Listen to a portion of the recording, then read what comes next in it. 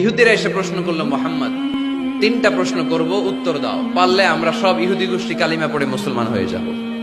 আল্লাহর হাবিব বললেন, কি প্রশ্ন? প্রশ্ন নাম্বার 1, মা হুয়া রূহ, রূহ কাকে বলে? রুহু থাকলে মানুষ নড়ে, রুহু না থাকলে পড়ে যায়, এটা কি?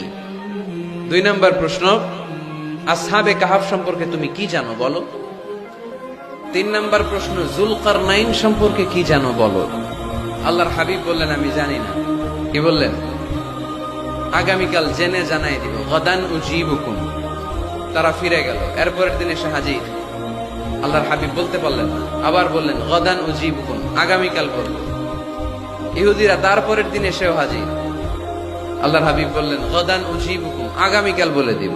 কিন্তু ওহিও আসে না আল্লাহর হাবিব প্রশ্নের উত্তরগুলো বলতেও পারে, কারণ তিনি তো মন গড়া কিছু বলেন না। ওহী নাজিল হলে সেটার আলোকে তিনি বলেন, ঠিক কিনা? এভাবে এক জিন নয়,